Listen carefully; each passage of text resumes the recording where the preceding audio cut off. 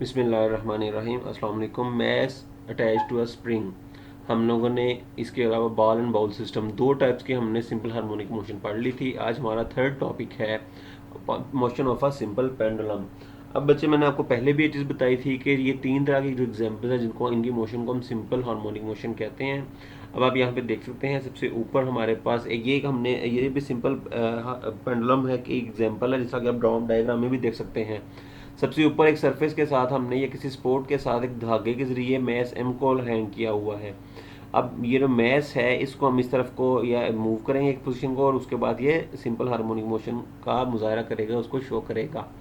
तो पढ़ लेते हैं अपना टॉपिक है। Simple pendulum also exhibits simple harmonic motion. वो कहता है कि सिंपल पेंडुलम जो होता है वो भी सिंपल हार्मोनिक मोशन शो करता है, वो पोजेस रखता है, करता है, इसको परफॉर्म करता है। It consist of a small bob of mass m suspended from a light string of length l fixed at its upper end। अब इसमें वो बता रहा है कि हम एक स्प्रिंग है जिसको मैस m के जरिए एक बॉब है जिसका मैस m है, और उसको हमने एक स्ट्रिंग जिसकी लेंथ l है उसके साथ हैंग किया हुआ है, और जो स्ट्रिंग है उसका अपर एंड फिक्स होगा, जैसा कि आप डायग्राम में देख सकते हैं। ये हमारा बॉब है जिसका मैस m है। बॉब मीन्स कोई भी आप बॉल कह लें या कोई एक ऐसी बॉडी कह लें, कोई भी आपका थोड़ा ऐसी चीज़ जो वेट रखती हो, तो ये उसका मैस m है, और उसको हमने स्ट्रिंग के जरिए उसको हैंग कर दिया और एक सरफेस के साथ। तो ये जो स्ट्रिंग है, ये जो रस्सी है, इसकी लेंथ उसने l का है, और इसके ऊपर जो इसकी टेंशन, इसकी टी, इसके फोर्स है जो इसको ऊपर तरफ खींच रही होगी। आगे पॉइंट नंबर 1 हम करेंगे। In the equilibrium position O the net force on the bob is zero and the bob is stationary. वो कहता है जब इसके ऊपर इक्विलिब्रियम पोजीशन में हो तो इसके ऊपर कोई फोर्स नहीं लग रही होगी, तो ये स्टेशनरी होगा, ये मूव नहीं करेगा। आगे पॉइंट नंबर 2 है, now if we bring the bob to extreme position A the net force is not zero. लेकिन जब से ही हम इसको एक्सट्रीम पोजीशन ए पे लेके जाएंगे तो इसके ऊपर नेट फोर्स जीरो नहीं रहेगी, इसके ऊपर कोई ना कोई फोर्स एक्ट करेगी। ये पॉइंट नंबर 2 हो जाएगा। अब कौन कौन सी फोर्स एक्ट करेंगी वो हम लोग पढ़ने लगे हैं। There is no force along the string as a tension in the string cancel the component of the weight M G cos theta. अब बच्चे, आप लोग 9th क्लास में हम लोग फोर्स के कंपोनेंट्स पढ़ चुके हुए हैं। जब भी किसी बॉडी की डायरेक्शन, किसी एक डायरेक्शन में फोर्स लग रही हो तो हम उसके दो कंपोनेंट्स, एक एम जी कॉस और एक एम जी साइन थीटा में इसको रिजोल्व कर सकते हैं। अब जब ये इस तरीके से यहाँ पे आएगा तो इसको, ये एम जी की डायरेक्शन है और ये हमारे पास एक फोर्स लग रही है जो स्प्रिंग टेंशन टी है, जो रस्सी के तनाव की वजह से या खिंचाव की वजह से टेंशन जो इसके अंदर फोर्स है उसको टी का नाम दिया, कैपिटल टी का। उसके बाद आपने देखा कि ये एम जी कॉस थीटा, हमने ये एम जी जो फोर्स थी, जो इसका वेट है एक्चुअली, जो इसको नीचे की तरफ पुल कर रहा है, ये इसके ऊपर फोर्स लग रही है, इसको हमने दो कंपोनेंट्स में रिजोल्व कर लिया है। एक है एम जी कॉस थीटा और दूसरा है एम जी साइन थीटा। अब ये इस डायरेक्शन में मूव नहीं करेगा क्योंकि जो टेंशन टी है वो और एम जी कॉस थीटा की इक्वल मैग्नीट्यूड है और ऑपोजिट डायरेक्शन है, तो ये दोनों एक दूसरे के इफेक्ट को कैंसिल करेंगे। तो जो मूवमेंट होगी वो सिर्फ एम जी साइन थीटा की डायरेक्शन में होगी। ये सारी जो डेरिवेशन है ये आप लोग 9th क्लास में फोर्स को, रेजोल्यूशन ऑफ फोर्सेस के टॉपिक्स में पढ़ चुके हैं, किस तरीके से हम फोर्स को दो कंपोनेंट्स में डिवाइड कर सकते हैं। तो उसी रेफरेंस को यूज करते हुए हमने इसको दो कंपोनेंट्स में डिवाइड किया और उसके बाद बताया कि ये दोनों इक्वल डायरेक्शन में, इक्वल मैग्नीट्यूड और ऑपोजिट डायरेक्शन में है, तो ये कैंसिल आउट करेंगे और सिर्फ ये एम जी साइन थीटा की डायरेक्शन में मूव करेगा। तो hence there is no motion along this direction, चुनाचे इस डायरेक्शन में कोई भी मोशन नहीं होगी।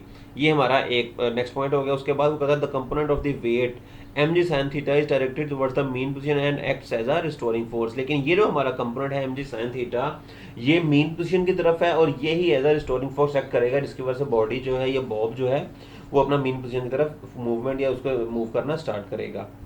Due to this force the bob starts moving towards the mean position O. तो ये हमारा पॉइंट हो जाएगा यहाँ तक। इसी बॉडी का, जैसे मैंने पहले बताया, वो ओ की तरफ मूव करेगा। एट पॉइंट ओ, ये नेक्स्ट हमारा पॉइंट स्टार्ट हो रहा है। At O the bob has got the maximum velocity and due to inertia it does not stop at O, rather it continues to move towards the extreme position B. जी, अब यहाँ तक उसने बताया कि जब ये इस पोजीशन ओ पर वो पहुंचेगा तो इसकी वेलोसिटी मैक्सिमम हो जाएगी। अब इसको हमने यहाँ पे वेलोसिटी का नाम दिया है। पीछे हम इसको जब टॉपिक नंबर 1 में पढ़ा था वो स्पीड थी। तो बच्चे इस बात का ख्याल रहे कि जो स्पीड होती है वो स्ट्रेट लाइन डायरेक्शन में जो मूवमेंट होती है, जो डिस्टेंस का होता है हमारा, उसको हम यानी स्ट्रेट लाइन जब मूवमेंट कर रहे हो तो उसकी हम स्पीड के तौर पे पढ़ते हैं, लेकिन यहाँ पे हम इसको वेलोसिटी कहेंगे क्योंकि ये स्ट्रेट लाइन मूवमेंट नहीं है। तो अब उसमें जब रेट ऑफ चेंज उसका हमने स्टडी किया तो वो वेलोसिटी बन जाएगी, और वो कहता है कि जब जैसे जैसे वहाँ पे स्पीड इंक्रीज करती थी, यहाँ पे हम कहेंगे वेलोसिटी इंक्रीज करेगी। और इनर्शिया की वजह से ये ओ पॉइंट पे रुकेगा नहीं, बल्कि फिर आगे से बी की तरफ मूव करना स्टार्ट कर देगा। उससे अगला पॉइंट है during this motion towards the B the velocity of bob decreases due to the restoring force and the velocity of the bob becomes zero as it reaches at the point B। अब बच्चे जिस तरीके से वहां पे हम लोग जब B पे जाते थे तो वेलोसिटी जीरो हो जाती थी और रिस्टोरिंग फोर्स मैक्सिमम होती थी, इसी तरीके से जैसे ये O से B की तरफ जाना शुरू करेगा तो वेलोसिटी कम होती जाएगी, वहां पे स्पीड कम होती थी, यहाँ पे वेलोसिटी कम हो रही है और इन द एंड यहाँ पे आके वेलोसिटी जीरो और रिस्टोरिंग फोर्स जो है वो मैक्सिमम हो जाएगी। उसके बाद next point, the restoring force mg sin theta still acts toward the mean position O and due to this force the bob starts moving towards the mean position O। in this way the bob continues its to and fro motion about the mean position। तो क्या वो क्या कहता है कि जैसे जैसे वो यहाँ पे जाएगा तो वापस रिस्टोरिंग फोर्स की वजह से ये इधर आएगा और यहाँ पे वेलोसिटी मैक्सिमम होने की वजह से ये स्टिल नहीं रहेगा या स्टॉप नहीं करेगा और आगे मूव कर जाएगा और इस तरीके से ये दो पॉइंट्स के दरमियान में मूव करता रहेगा। एम जी साइन थीटा जो है वो हमारा रिस्टोरिंग फोर्स के तौर पे एक्ट कर रहा था, तो ये इसकी to and fro motion continue रहेगी। उसके बाद आगे हमारा रिजल्ट आ गया है। It is clear from the above discussion that the speed of the bob increases while moving towards from point A to O due to the restoring force which acts towards O। Therefore, the acceleration of the bob is always directed towards O।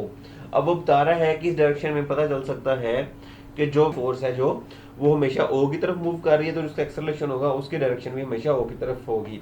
Similarly, when the bob moves from O to B, the speed decreases due to the restoring force which acts towards O। Therefore, its acceleration of the bob is directed towards O।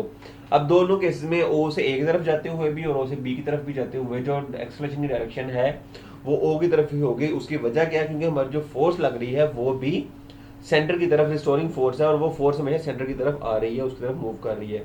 It follows that the acceleration of the bob is always directed towards the mean position O, hence the motion of simple pendulum is simple harmonic motion. तो से हम कह सकते हैं कि ये हमारे body की मूवमेंट जो है वो सिंपल हार्मोनिक मोशन होगी। उसके बाद इसका टाइम पीरियड का फॉर्मूला आ गया, वो है the formula for the time period of the simple pendulum t is equal to 2 pi l over g और उसका स्क्वायर रूट। और उसके बाद उसने डेफिनेशन बता दी है, वो कहता है simple harmonic motion occurs when the net force is directly proportional to the displacement from the mean position and is always directed towards the mean position। तो ये आपकी डेफिनेशन हो जाएगी, इसको आपने अच्छे तरीके से याद कर लेना है। अब इसको बच्चे ये जो डेफिनेशन है इसको आप तीनों टॉपिक्स में से आपको कोई भी आ जाए, आपको मैथ्स अटैच्ड टू स्प्रिंग आ जाए या आपको अगर वो बॉल एंड बाउल सिस्टम पूछ ले या सिंपल पेंडुलम वाला एग्जांपल पूछ ले, तो तीनों केसेस में आप लोग यही डेफिनेशन यूज कर। तो यहाँ तक बच्चे आप लोगों ने याद कर लेना है। अब उर्दू वाले देख लेते। सादा पेंडुलम की मोशन। सादा पेंडुलम मैस m की एक छोटी भारी गोली पर मुश्तमिल होता है जो कि लंबाई l के बराबर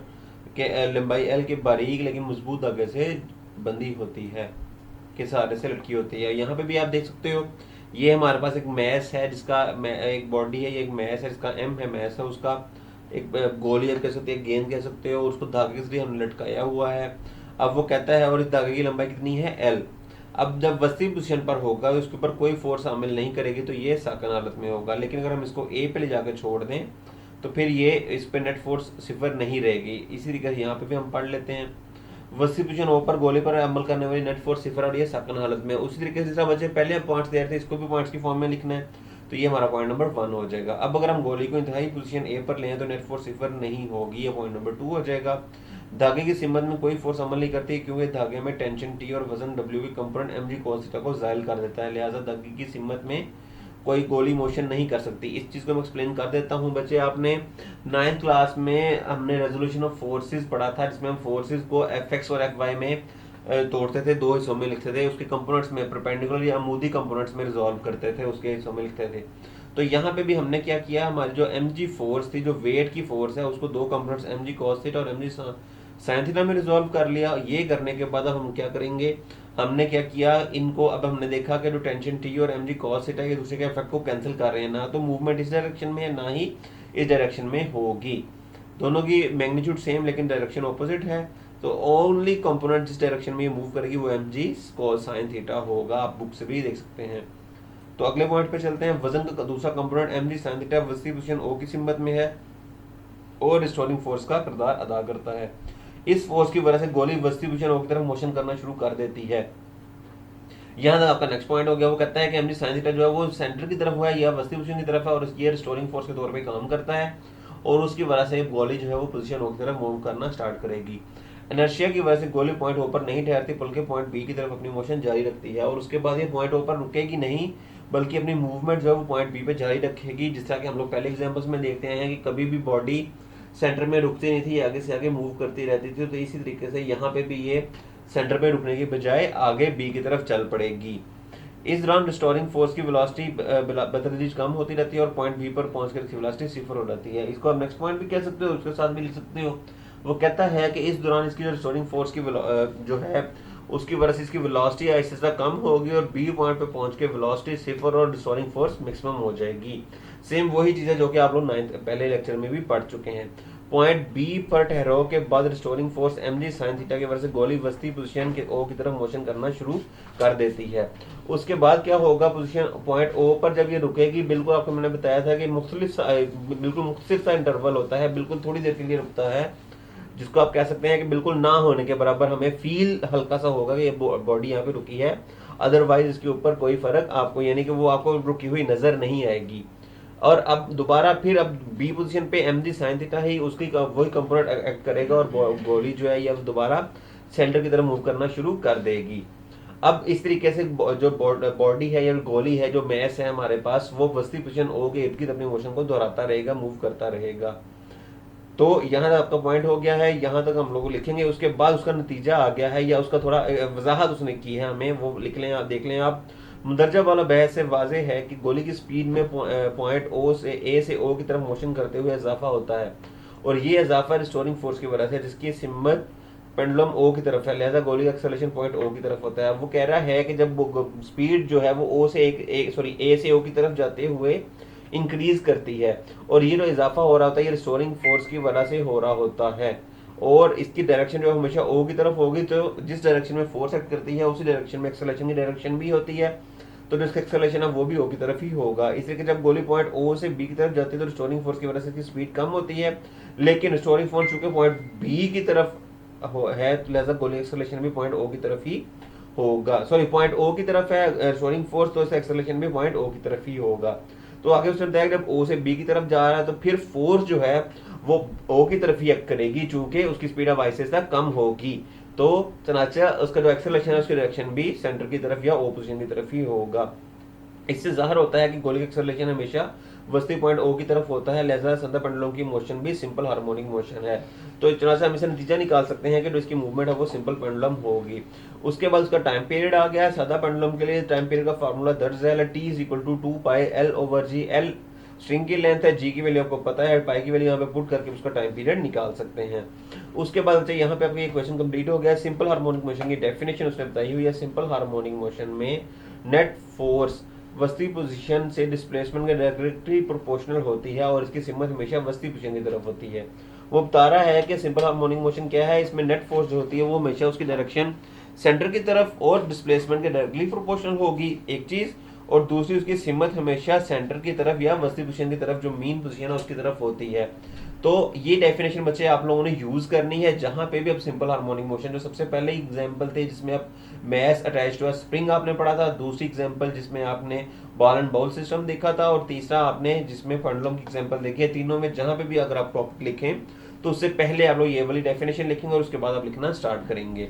तो यहाँ तक बच्चे आप लोगों ने इसको प्रिपेयर करना है। होपफुली आपको लेक्चर क्लियर हो गया होगा। Thank you.